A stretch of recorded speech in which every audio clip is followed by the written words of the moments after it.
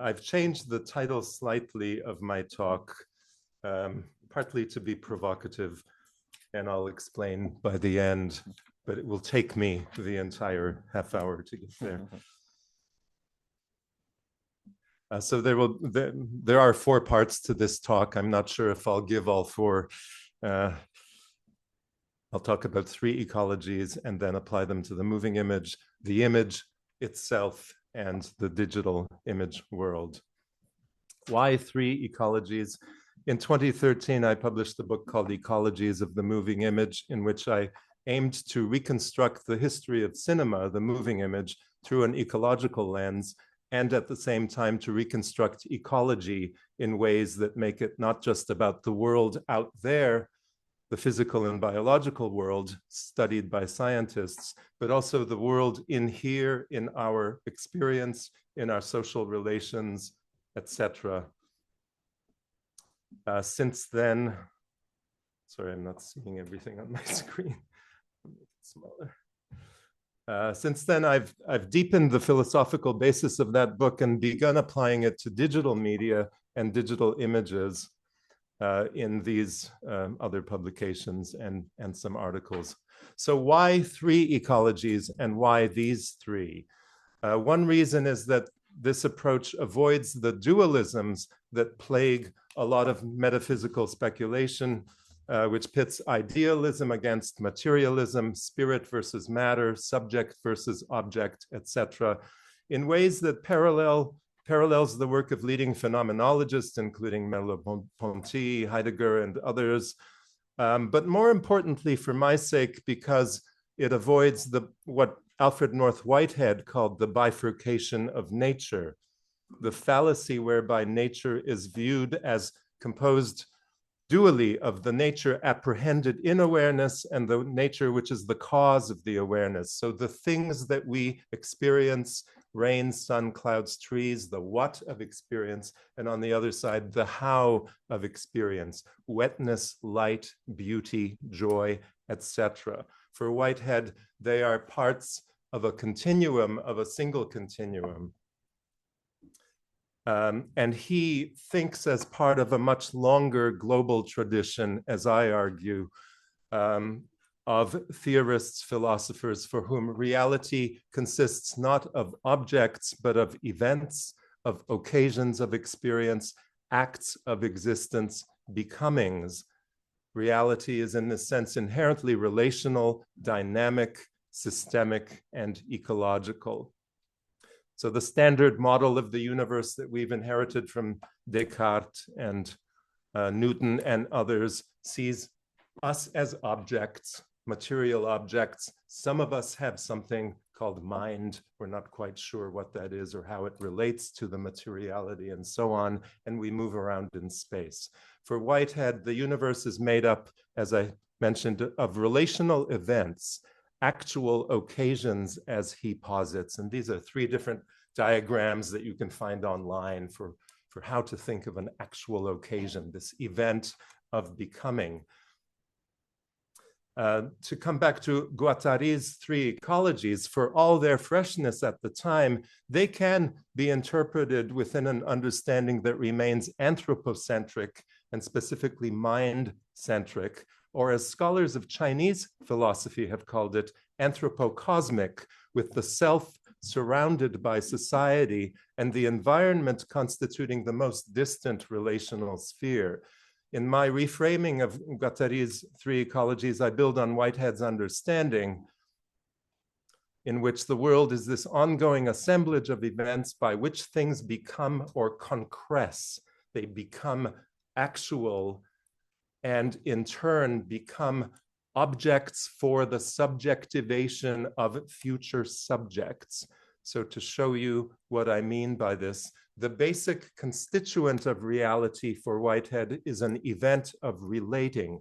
A subject responds to an object or set of objects in a particular way. You hear my words and respond to them, interpreting them in the context of what you already know. A tree responds to rays of sunlight, extending its branches ever so slightly in their direction. A shoe rubbing against the carpet absorbs free electrons which conduct themselves through a body and discharge to a metal door handle. Steel molecules mix with air and water to produce rust. Some processes are fast, some as slow as the movement of continental shelves on a geologically average time scale. Every actual occasion is an event of co-implicated subjectivation and objectivation, an event in which objects, things given to feeling and perception, are prehended or grasped in a particular way. They are felt, made sense of, and responded to, and in which the subjectivity that prehends them does so with a certain goal-directedness, a certain aim, and concresses, becoming actual or superject, as Whitehead called it, thereby becoming potential objects for further object subjectivation. We ourselves are among these becoming subjects, accumulating our own identities over time recursively. This means that there are no pre-given subjects and objects. There are processes of mutual subjectivation and objectivation. The moments of experience have a bipolarity, subjectivity, objectivity arising together. And that allows us to negotiate with the world in every moment. The three ecologies, as I have been thinking of them, consist of the compounding of the objectivations into the object worlds, which become our material ecologies.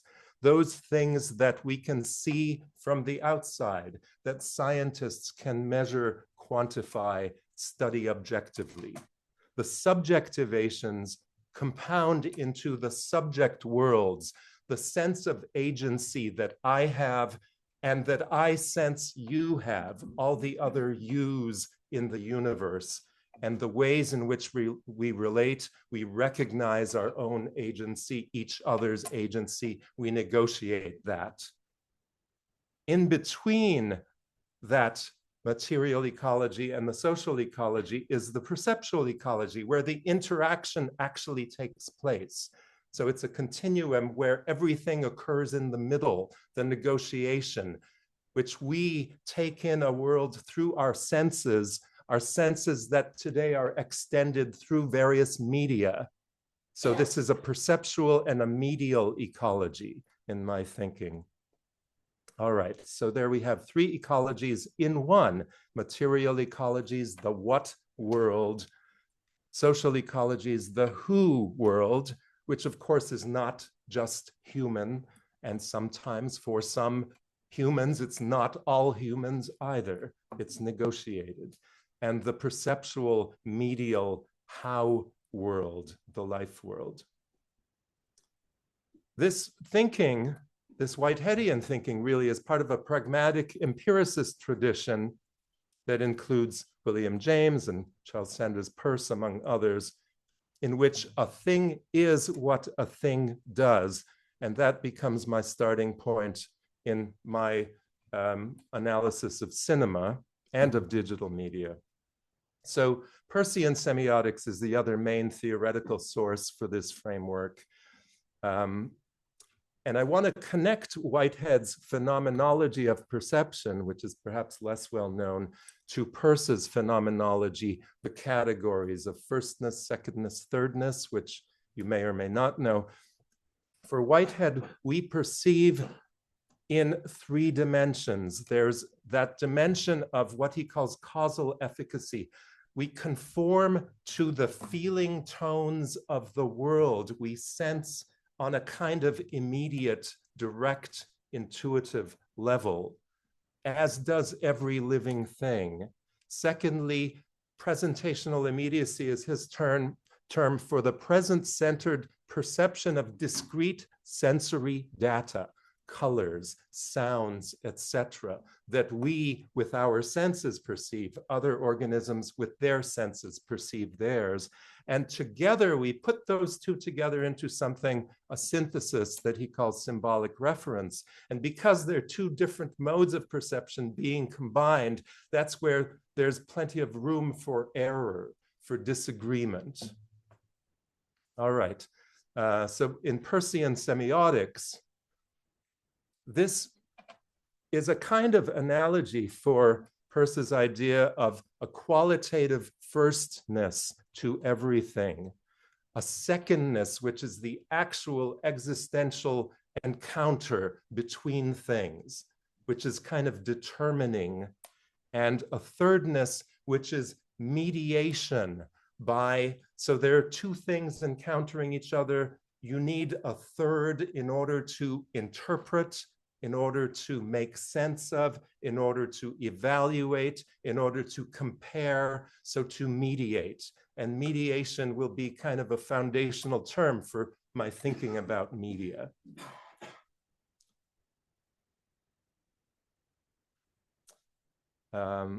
So the things themselves, the firstness, the actual encounter, the secondness, and the mediation of that by a larger context, thirdness, brings me to my interpretation of the moving image of cinema, which, to make a long story short, I start with this principle that a thing is what a thing does. What is cinema? What are moving images?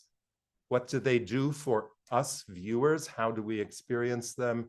And what is their impact upon and meaning in the world?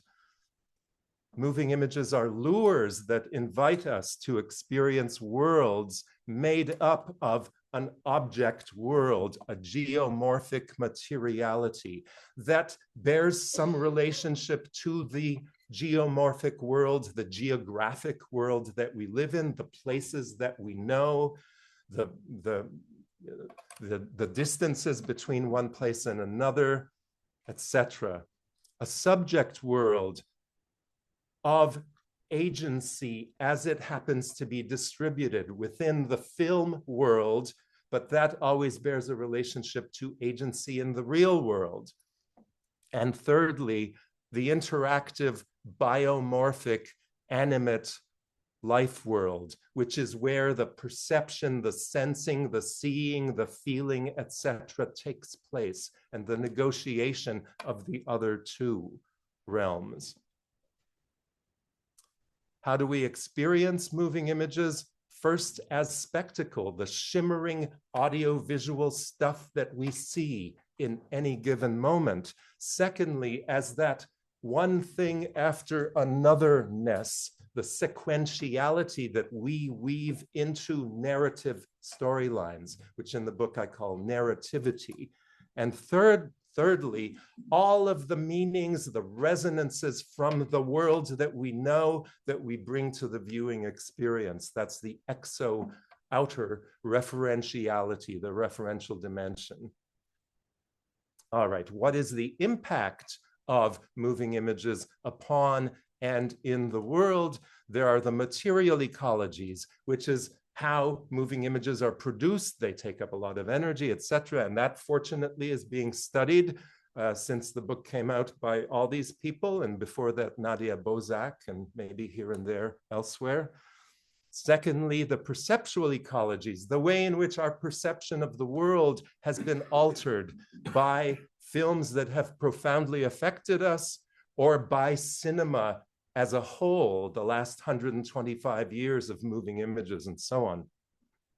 And thirdly, the social ecologies, how our relations with each other, our negotiation of agency, of each other's agency, the groups making up society, etc., has been affected by moving images, by the production, the industries that produce moving images, Hollywood and so forth, all of that global negotiation. So this diagram comes from the book. You've got the film world within the viewing experience, within the perceptual ecologies, and at either end of that, the social and material ecologies. So from this book, I've taken things in the direction of thinking about the digital image world, the data image, and the world in which we increasingly live today, but also back to thinking about the image in itself. What are images? And specifically, have there been systemic ways of relating, of humans relating to images and relating to the world through images, via images? How do I define the image? I define it as a sensorially perceivable form that produces an effect in an observer, in part through its likeness or resemblance to things known to be elsewhere or elsewhen. So you can see the Peircean kind of resemblance to his idea of the icon. There's something resembles something else.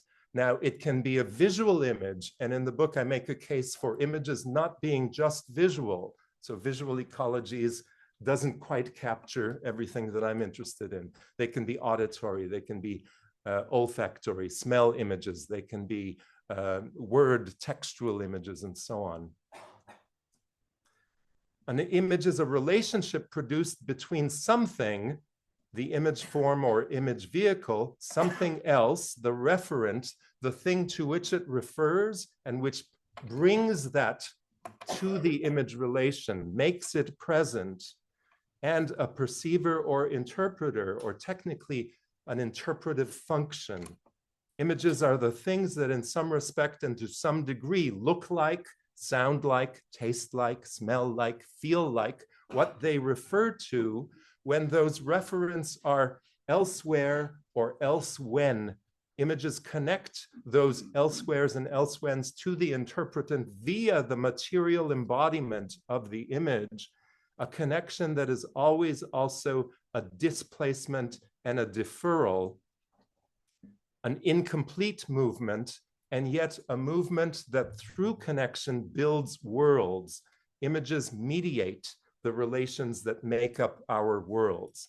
Words do this as well, but words do it abstractly as part of a system of language. Images do it more concretely. So one question that I bring to images is, where is the locus of agency in the relationship between humans, images, and the more than human?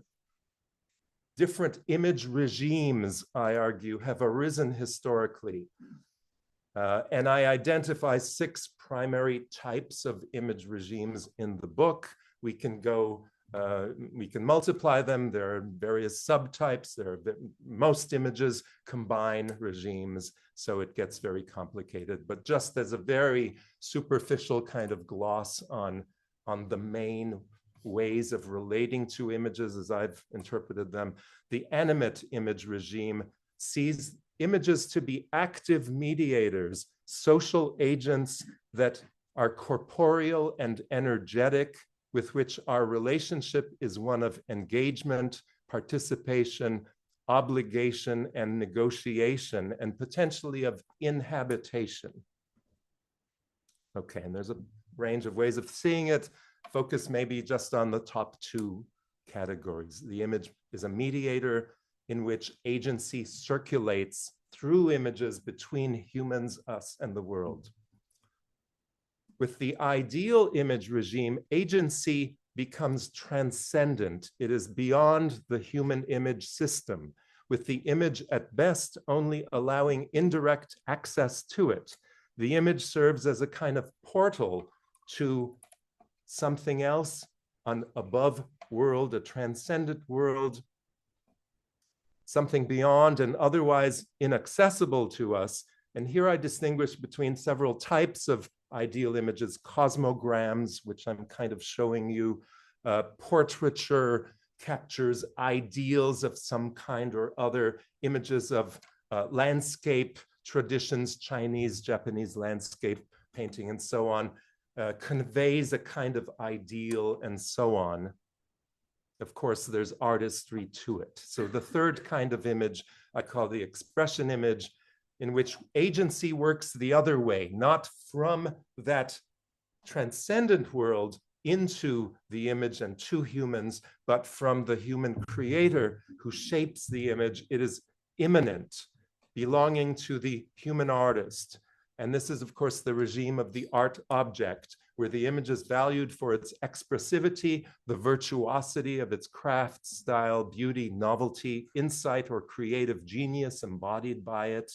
And of course, as I mentioned, each image participates in multiple regimes. So the Mona Lisa is valued not just because of Michelangelo's genius, but because there's something ineffable about it that speaks of something that we can otherwise barely touch. There's a kind of ideal or something to it as we perceive it.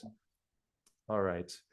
Then there is the regime of the world picture. The term, of course, is Heidegger's, which is similar to the ideal image or cosmogram, except that here the world being pictured is emptied of its significance.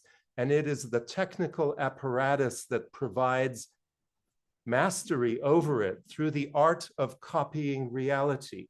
It is image as facsimile that reproduces or documents reality.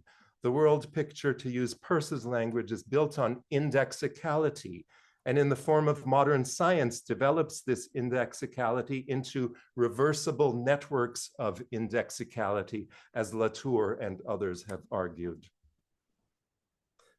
Okay, the moving image regime sets into motion the world picture while also drawing together the other regimes, the animate image, the ideal image, the expression image. So it's a composite regime whose essence is the capacity both to reproduce motion and to enlist it toward other ends, the ends of expression, documentation, idealization, animation, etc.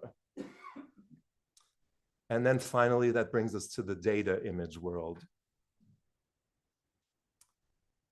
This is the last part of my talk. Again, we begin with the pragmatic processual questions. What are digital images and digital image worlds? How do we encounter them? And what's their impact upon and meaning in the world? What kinds of images are digital images? Data images are slippery morphing images, as Francesco Cassetti has called them. They're moldable, modulable, remediable. They vacillate, in Cassetti's words, between imprint and artifice. I like the term liquid image in particular because it suggests a kind of fluidity and infinite modulation, mutation, and recombination. Hopefully the sound isn't on. These slippery morphing images follow a set of competing logics that underpin digital media, which intensify possibilities of image manipulation, leading to, for instance, disinformation, fake news, social media addiction, and so on, but can also bring us closer to the world, potentially in some ways. These logics unfold and are shaped within geopolitical conditions that have been variously called global, neoliberal, etc., capitalism. But to get back to my pragmatic questions, what are digital image worlds? They are networked worlds that invite us to experience, move, and navigate within and shape a series of multi-platformed, coexisting, sometimes overlapping or overlaid object worlds, multi-platformed like a many-roomed house that we can move through at leisure, engaging differently in different rooms, different platforms, and so on. They share a certain, they share a certain nature as digitizable and fluid, and through this, they are also thickly interactive, overlapping, and continuous, but also discontinuous subject worlds. And they are interactive and fluid life worlds where our experience in them is both relatively seamless, but also continually interruptible. They're set on two competing trajectories, one leading to convergence with greater connectivity developing across different worldings, different platforms, apps, news sharing around the world, etc., toward potentially the kind of networked planetarity that Benjamin Bratton writes about. But on the other hand, the other trajectory is towards a kind of divergence, a centrifugal, echo-chambered tunnel verse that keeps us in our own pockets of worldliness, unable to communicate or understand other pockets. How do we experience them? We no longer watch, listen, or read. Instead, we swim or navigate through a multidimensional network of ever-opening spaces as we click, like, link, tag, comment, capture, etc., etc. We navigate through a many-windowed, multi-platformed, discontinuous database of emergent structures in which the demonstrative performance of mediation becomes what we do. And I'm skipping through a lot here. We experience them as a kind of always on, always there worlds that we can turn them off, go to sleep, wake up again, and then check what's happened while we were away. A hyperspectacle that's immersive, affectively engaging, thick and layered, flowing, alluring, etc. Their secondness and their thirdness, and I won't take any time with this because we're running out of time. But their thirdness concerns the kind of publics that we create through digital media. And there's a potential, as I mentioned, for integration across publics, but also a thickening of the walls between them. What is their impact and meaning upon the world? Well, there are the obvious material ecologies, which we've heard about, the massive infrastructural network, the colossal overproduction of ecologically indigestible substances, the capitalization of earth life and behavior. But there is simultaneously a potential informatic sensientification of material relations via the kind of locative interactive media that could help us understand the world. Without digital media, without the satellite networks we have, we wouldn't know about climate change. So they could help us understand the Internet of Animals, refers to how we know about certain movements of birds and wild animal species and so on. All right, they're perceptual ecologies. I've kind of touched on that already. Our perception has become thickened, animated, immersed, and enlivened, and yet kind of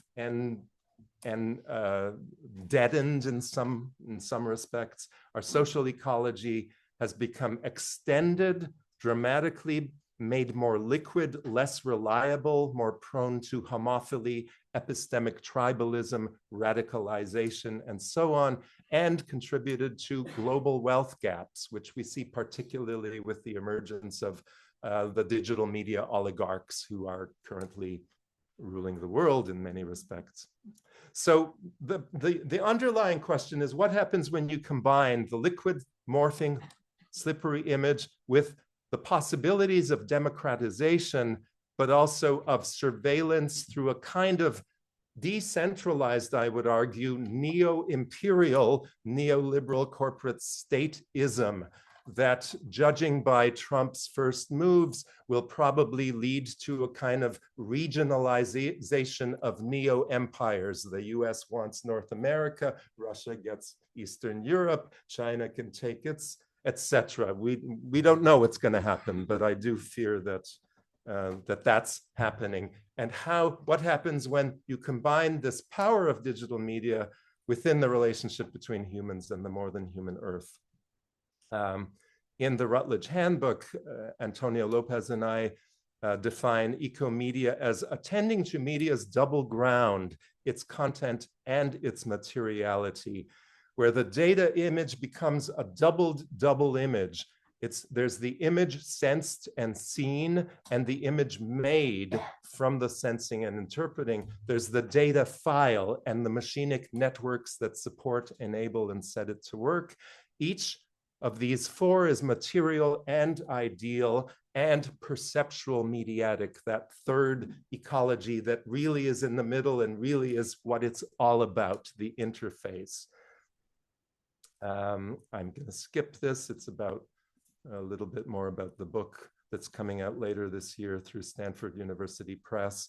But I want to end with this proposal of a mediocene where digital media are the network data systems by which we collectively make sense of the world today. They are not innocent. We know all that, their impacts, but they're also the way we can know what our impact upon the world is.